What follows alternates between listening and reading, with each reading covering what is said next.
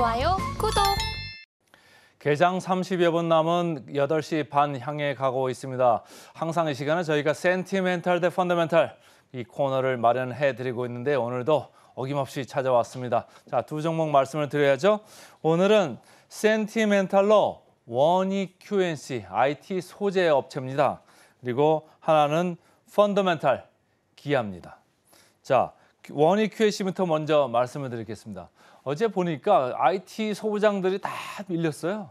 근데 제 눈에 원익자 들어간 두 회사가 눈에 띄었습니다. 그래서 오늘 가져왔는데요. 차트를 한번 보실까요? 차트를 보시면 원익 QNC 녹색으로 되어 있습니다. 어제 상당히 많이 올랐고요. 원익 머티리얼즈 별 뉴스도 없는데도 어제 무려 11%나 이렇게 올랐습니다. 이 두 회사가 원익자 들어가는 회사 중에서 어제 가장 강했고 IT 업종에서도 가장 두드러지게 강했다. 왠가 제가 계속 찾아봤거든요. 이유가 없어요. 근데 이유는 외국인 기관이 좀 많이 산 것 같아요. 그래서 분위기 좋은 주식으로 제가 이제 가져와 봤습니다. BNK 증권에서 나온 리포트를 제가 좀 골라왔는데요. 그중에서 이제 기본적으로 1분기가 생각보다 괜찮았다. 시장에서 조금 우려를 하고 있었는데 호실적을 달성을 했다. 이런 얘기죠. 이제 쿼츠라고 해가지고 여러분들 석영 아시죠? 석영. 수정이라고 할까요? 수정은 더 이제 쉽게 아시죠? 이걸 가지고 IT 그 첨단 부품 소재 이걸로 이제 사용을 하는 거거든요. 이거를 이제 천연도 있고 합성 쿼츠도 있는데 이쪽 어쨌든 쿼츠를 담당하고 있는 원익 QNC입니다. 그래서 이쪽이 쿼츠 원재료를 제조하는 자회사도 있거든요. 모멘티브라고. 여기가 아주 실적이 좋아졌습니다. 전년 대비해 가지고 매출이 63%나 올랐다. 이런 얘기 하나 있고요. 두 번째는 작년 11월에 이 회사가 인수한 회사가 있거든요. 쿠어스텍이라고 쿼츠 도가니 업체입니다. 도가니. 그 쿼츠 도가니 업체인데 이 회사의 실적이 이제 연결로 들어오면서 실적이 생각보다 괜찮았다. 그래서 1분기가 생각보다는 좋았다. 이렇게 보시면 좋겠습니다.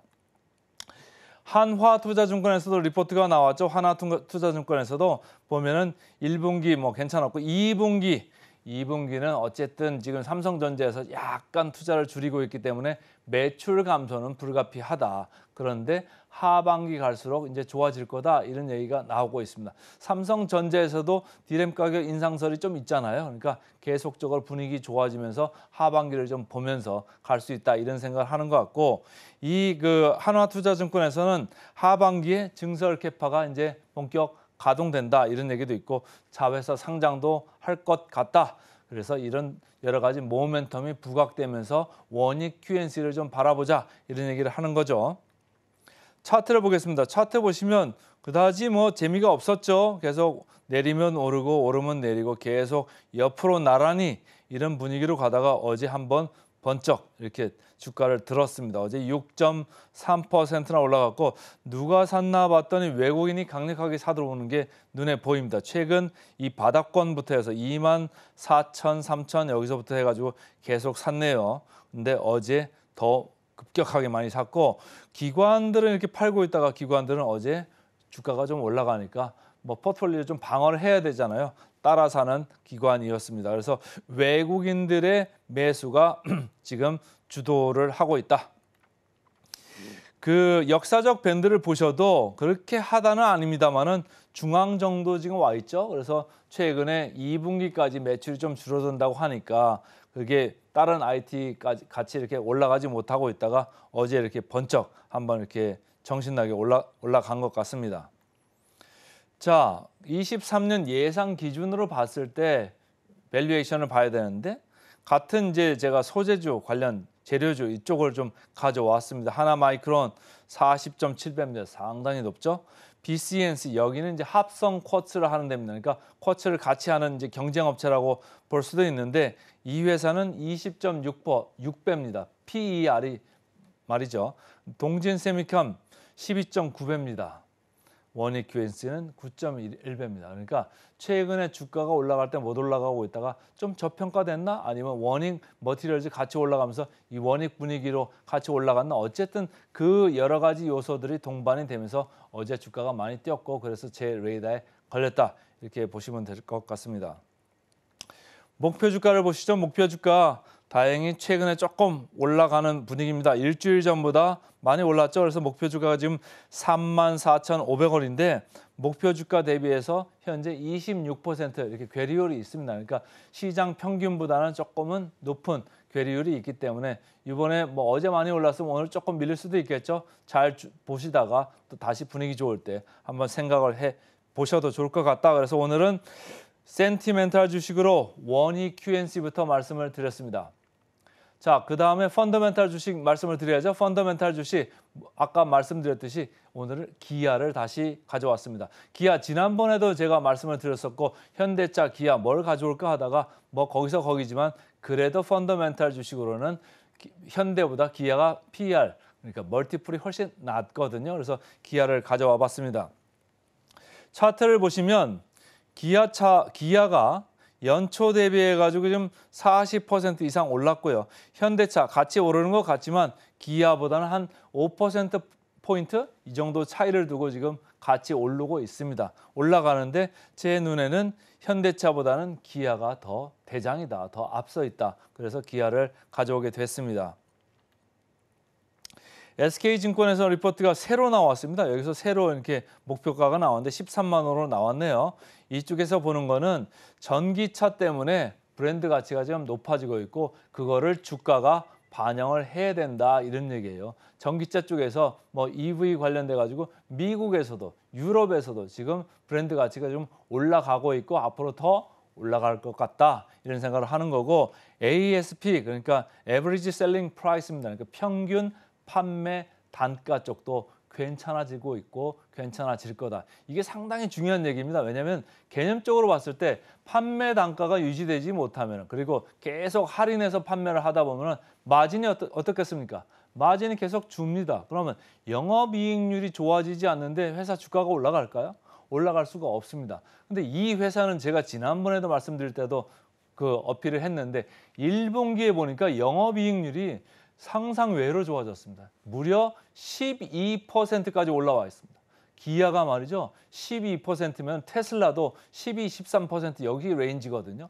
자동차 업계에서 영업이익률이 12%다 상당히 높은 겁니다. 여러분. 근데 지금 시장에서는 이걸 의심을 하고 있죠. 뭘 의심하느냐.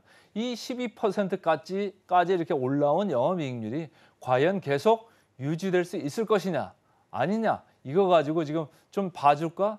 아닐 거야. 원래로 갈 거야. 이런 생각들 하면서 찬반이 있는 건데 주가는 지금 어땠습니까? 최근에 고점에서는 약간 밀려가지고 내려왔다가 어제 다시 고개를 들었습니다. 아무래도 현대, 기아차 이쪽 그룹에서 전기차 관련돼 가지고 여러 가지 플랜들 야심차게 내놓고 있지 않습니까? 그러니까 그거에 근거한 이제 주가 반등도 있습니다만은 아무래도 PER이 4배 수준에 가 있는 이런 회사고 영업이익률 좀 계속적으로 유지되지 않을까 이런 생각들이 계속 이게 배어 있는 거죠. 그래서 지금 기아 주가가 어제 좀 반등을 강하게 했다 이렇게 이제 보시면 될 것 같습니다.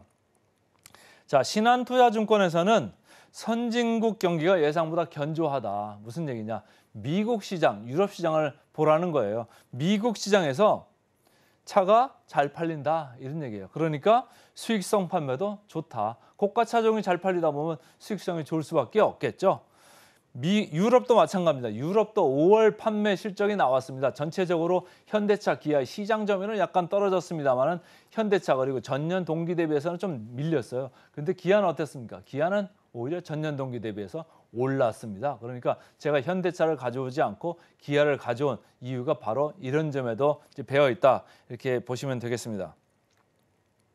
차트를 보시죠. 차트 91,900원까지 5월 11일까지 갔다가 한 달간 쭉 이렇게 밀렸습니다. 그럼 어제 같이 이렇게 오를 때는 여러분들도 매수를 같이 좀 적극적으로 고려하셔도 좋은 타이밍이었던 거죠. 오늘이라도 조금 적극적으로 보시면 좋고요. 여기서 그럼 더 내려갈 거냐 아니면 여기서 서고 옆으로 갈 거냐고 했을 때는 하방 리스크보다는 상방 쪽으로 더 열어두고 보는 게 맞지 않을까 이런 생각을 하는 거는 자 외국인들 보시죠. 외국인들이 쭉 3월 말부터 이렇게 사 들어왔습니다. 조금 뭐 판 거는 있습니다만은 그다지 이렇게 많이 판 것 같지가 않죠. 외국인들이 계속 매수를 줄이지 않고 있다. 견디고 있다. 장기적으로 지금 대응을 할 것 같다. 장기 포석으로 지금 들어온 것 같다. 이렇게 이해를 하시면 좋을 것 같습니다. 역사적 밸류 밴드로 보시죠. 역사적 밸류 밴드. 최근에 올라가다 조금 밀린 감은 있습니다만은 중간 수준입니다. 그러니까 크게 올라가지는 않는 그런 모습이었습니다만은 여기서는 버틸 수 있다 이런 생각을 하시고요. 가장 중요하죠. 기아나 현대를 볼 때 여기 나오는 모든 전문가 그리고 시장에 있는 모든 펀드 매니저, 애널리스트들이 얘기하는 건 뭡니까? 저평가 회사다라는 거예요. 저평가. 얼마나 저평가돼 있을까요? 기아 파란 선으로 돼 있습니다. 제가 말씀을 아까 드렸죠. 상당히 저평가인데 PER로 봤을 때 4.0배입니다. 4.0배. 여러분 시장은 12.5배 수준에 가 있습니다. 그런데 현대차도 낮다고 그러죠. 현대차 5배가 넘어갑니다. 여기 빨간 걸로 돼 있는데 이 선이 5배 선이죠. 5배 선인데 기아차 4.0배입니다. 최근에 저희가 좋다고 계속 말씀드렸던 화신도 5배 수준에 가 있습니다. 이렇게 좋다고 하는 중소형 그 자동차 관련주보다도 기아는 더 낮습니다. 그래서 여러분들이 꼭 적어두고 기억을 하시면 좋고 목표 주가 대비해서 괴리를 봐야죠. 마지막으로 목표 주가 괴리를 54%나 된답니다. 시장에서 나온 목표 주가를 모두 평균하는 거 대비해서 54%나 지금 남아있다 이렇게 보시면 좋겠습니다. 그래서 오늘은 센티멘탈로 원익 QNC, 펀더멘탈로 기아 말씀드렸습니다.